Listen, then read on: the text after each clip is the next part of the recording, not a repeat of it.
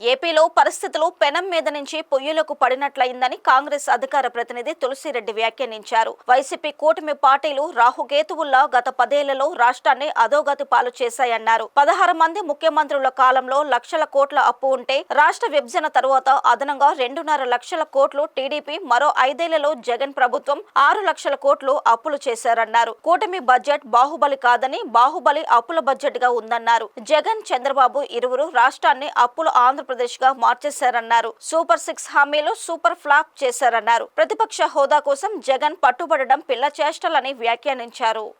ప్రస్తుతం రాష్ట్ర పరిస్థితి పెనం మీద నుండి కనకనకన మండే నిప్పుల పొయ్యిలో పడ్డట్టు తయారైంది.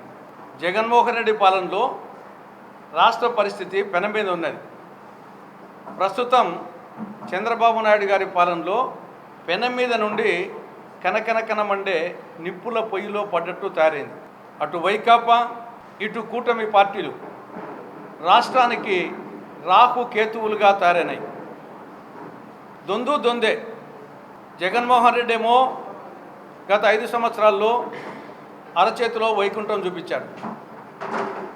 ప్రస్తుతం చంద్రబాబు నాయుడు గారు ముఖ్యమంత్రిగా కూటమి పాలన గత 9 నెలలుగా అరచేతిలో కైలాసం చూపిస్తూ ఉంది.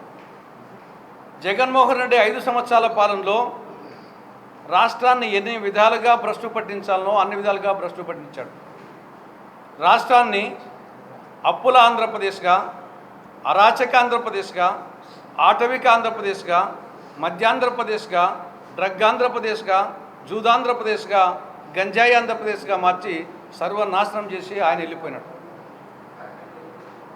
ప్రస్తుతం చంద్రబాబు నాయుడు గారి పని ఎలా ఉందంటే అతనికంటే గనుడు ఆచంట మల్లన్న అన్నట్టు తారైంది.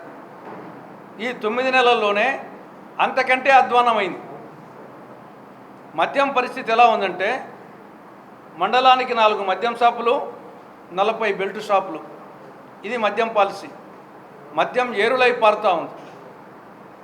ఆఖరికి పాఠశాలల్లో, హై స్కూళ్ళల్లో పిల్లలకు వచ్చేసి గంజాయి, డ్రగ్స్ విచ్చలవిడిగా సరఫరా అవుతున్నాయి. రాష్ట్రంలో కక్ష రాజకీయాలు చోటు చేసుకున్నాయి. అరాచక పాలన. ఆడోళ్లకు రక్షణ లేదు, మొగోళ్లకు రక్షణ లేదు, హిజ్రాలకు రక్షణ లేదు రాష్ట్రంలో. అటువంటి పరిస్థితి ఉంది. ఇక అప్పుల విషయంలో అటు జగన్ ప్రభుత్వం, ఇటు చంద్రబాబు ప్రభుత్వం రాష్ట్రాన్ని అప్పుల ఆంధ్రప్రదేశ్గా, రుణాంధ్రప్రదేశ్గా తయారు చేశాయి. 1956 నుంచి 2014 వరకు 58 సంవత్సరాల్లో నీలం సంజీవ్ రెడ్డి మొదలుకొని కిరణ్ కుమార్ రెడ్డి గారి వరకు 16 మంది ముఖ్యమంత్రుల పాలనా కాలంలో రాష్ట్ర ప్రభుత్వం అంటే మన నవ్య ఆంధ్రప్రదేశ్ వాటాగా వచ్చిన అప్పు 1 లక్ష కోట్ల రూపాయలు. 16 మంది ముఖ్యమంత్రులు, 58 సంవత్సరాలు, 1 లక్ష కోట్ల రూపాయల అప్పు. రాష్ట్ర విభజన తర్వాత 2014 నుంచి 2019 వరకు 5 సంవత్సరాల్లో ఒక్క ముఖ్యమంత్రి చంద్రబాబు పాలనలో అదనంగా చేసిన అప్పు 2.5 లక్షల కోట్ల రూపాయలు. 2019 నుంచి 2024 వరకు 5 సంవత్సరాల్లో ఒక ముఖ్యమంత్రి జగన్మోహన్ రెడ్డి చేసిన అదనపు అప్పు 6 లక్షల కోట్ల రూపాయలు.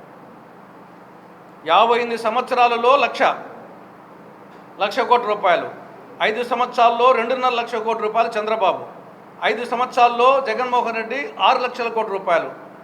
మొత్తము 9.5 లక్షల కోట్ల రూపాయలు అప్పు వచ్చేసి డైరెక్ట్ అప్పు ఉంది.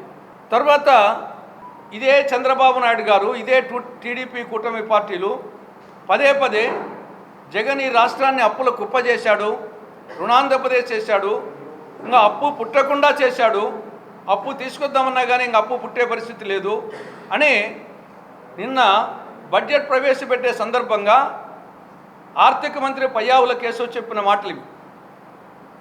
దేశంలో అప్పు పుట్టని రాష్ట్రం, అప్పు తీయడానికి అవకాశం లేని ఏకైక రాష్ట్రం ఆంధ్రప్రదేశ్ అని చెప్పేసి చెప్పారు. నిజమేనేమో అనుకున్నాం. కానీ అదే బడ్జెట్లో ఆయన అంకెలు చూస్తే 2023-24 అంటే జగన్మోహన్ రెడ్డి చివరి సంవత్సరం